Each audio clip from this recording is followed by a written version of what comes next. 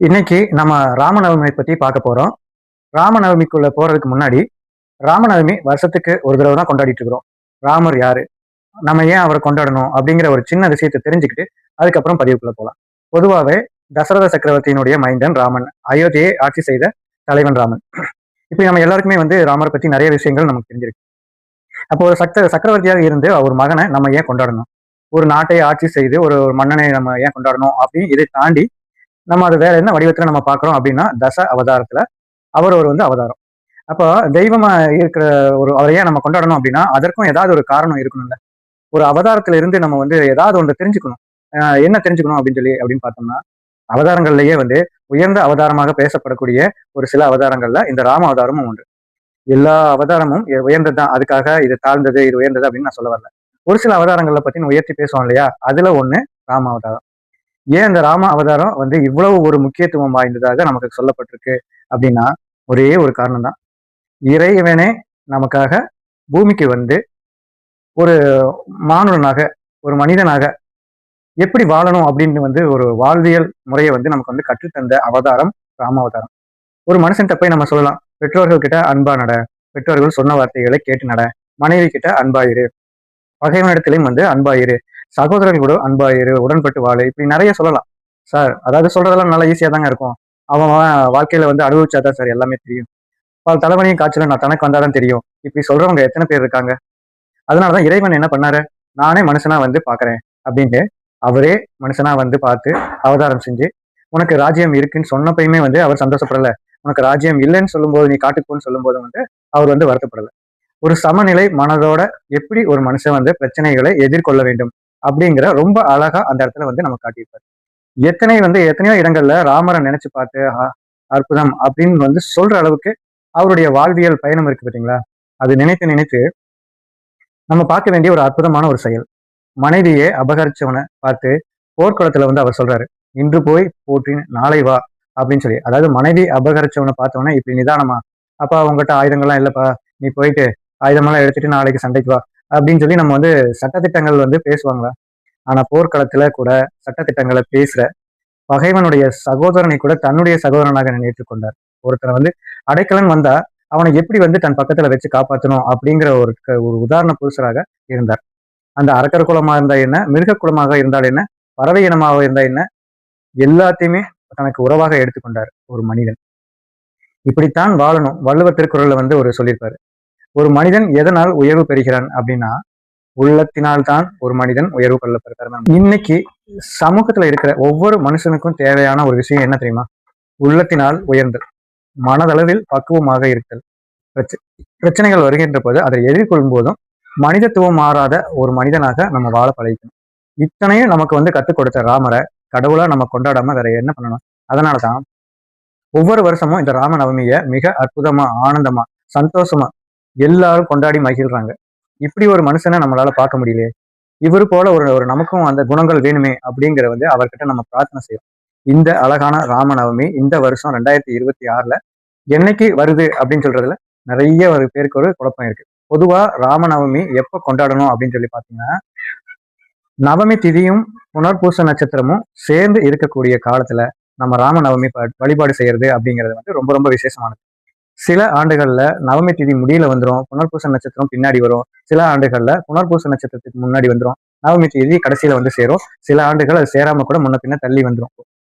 இந்த ஆண்டு என்னைக்கு வருது, 26ஆம் தேதியா 27ஆம் தேதியா அப்படி குழப்பத்துல இருந்து இன்னைக்கு நான் நிவர்த்தி பண்ணிடுறேன்.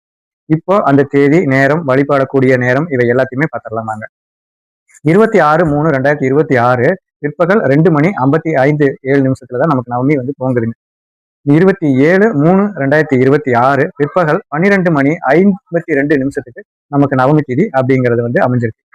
புனர்பூச நட்சத்திரம் இதுல எப்ப வருது அப்படின்னா, 26/3/2026 இரவு 7:06 தான் புனர்பூச நட்சத்திரமே நமக்கு ஆரம்பிக்குது. 27/2026 அன்னைக்கு மாலை 5:30 வரைக்கும் புனர்பூச நட்சத்திரம் அமைஞ்சிருக்கு. அதனால நவமியும் புனர்பூசமும் சேர்ந்து இருக்கிறது இந்த 26ஆம் தேதி. 27ஆம் தேதி பாத்தீங்கன்னா நமக்கு ராமநவமி கொண்டாட்டம் அப்படிங்கிறது வருகிறது. இதுல நம்ம வழிபாடு செய்யறதுக்கான நேரம் என்ன அப்படின்னு சொல்லி இப்ப நான் சொல்றேன் உங்களுக்கு. 27/3/2026 காலை 6 மணியிலிருந்து 7 மணி 7:20க்குள்ள நம்ம வந்து வழிபாடு செய்யலாம். அதற்கு பிறகு வழிபாடு செய்யணும் அப்படின்னா 9 மணி 10 நிமிஷத்திலிருந்து 10 மணி 20 நிமிஷம் வரைக்கும் நம்ம வழிபாடு செய்து கொள்ளலாம். வெள்ளிக்கிழமையில வருது அப்படின்னு நினைச்சுன்னா இந்த வேலை நாள், அதனால நாங்க மாலையில தான் கும்பிடலாமான்னு கேட்டீங்க அப்படின்னா மாலை 6 மணிக்கு மேல நீங்க வழிபாடு செய்து கொள்ளலாம். இப்ப நம்ம நேரத்தை வந்து இதை பத்தி எல்லாமே நல்லா தெரிஞ்சுக்கிட்டோம். இப்ப வழிபடுவதற்கான அந்த முறைகள் என்னென்ன அப்படிங்கறத வந்து இப்ப எளிமையா நான் வந்து சொல்லிடுறேன். இந்த ராமநவமிய குழந்தைக்காக நம்ம காத்திருப்பவர்கள் தாராளமாக நம்பிக்கையோட வழிபாடு செய்யுங்க.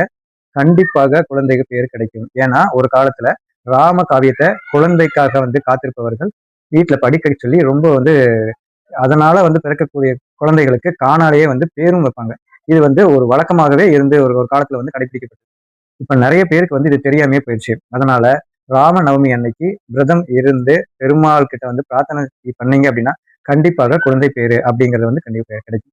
நல்ல தொழில் விருத்தி அடையணும், கணவன் மனைவி வாழ்க்கையில ஒற்றுமையாக இருக்கணும், நல்ல நிலையில வந்து நம்ம எங்களுடைய மானுட வாழ்க்கை நல்ல ஒரு வாழ்க்கையா எடுத்துட்டு போகணும், நிம்மதியான ஒரு வந்து வாழ்க்கையா கிடைக்கணும் அப்படின்னு நினைக்கக்கூடிய அனைவரும் இந்த நாள்ல ராமரை வந்து வழிபாடு செய்யறது ரொம்ப நல்லது. கண்டிப்பா எல்லாரும் விரதம் இருக்கணுமா, கட்பட்னியா இருக்கணுமா அப்படின்னா நான் எப்போதும் சொல்ற மாதிரி தான், தேவைப்படுறவங்க வாய்ப்பு இருக்கிறவங்க விரதமா இருங்க. மற்றவங்க ராமருக்கு ஆராதனை பண்ணி வழிபாடு பண்ணுங்களா. விரதம் இருக்கிறவங்க வந்து 27ஆம் தேதி காலையில உபவாசமாக இருந்து மாலையிலையும் வந்து உங்களுடைய வழிபாட்டை நீங்க நிறைவு செய்து கொள்ளலாம். இல்ல வந்து சாதாரணமா நீங்க வழிபடணும், வீட்லயே வந்து ராமருடைய படம் இருக்கு அப்படின்னா ஒரு துளசி மாலை சாத்துங்க. நீங்க என்ன நைவேத்தியம் செய்து வைத்து வழிபாடு செய்யலாம். இப்ப ராமர் படமே இல்லைங்கிறவங்களுக்கு என்ன பண்ணலாம் அப்படின்னா, ராமர் படம் இருக்கணும்னு அவசியம் கிடையாது. நீங்க வந்து விளக்கேத்தி ராமரை மனசுல பிரார்த்தனை பண்ணிட்டு ராம நாமத்தை சொல்லி வழிபாடு செய்தாலே போதும். கண்டிப்பா உங்களுக்கு ராமருடைய அருள் கண்டிப்பா கிடைக்கும்.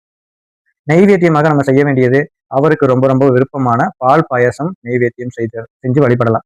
பானகம் வைக்கலாம், சக்கரை பொங்கல் செய்யலாம், சுண்டல் செய்யலாம், வடை செய்யலாம். இது எல்லாமே அவங்களுடைய வசதியை பொறுத்து. எளிமையா ஒரு பால் பாயாசம் பண்ணி வச்சு கும்பிடலாம். அதுவும் எங்களால முடியல அப்படின்னா வாழைப்பழம் வெத்தலை பாக்கு வச்சு நீங்க வழிபாடு செய்யலாம்.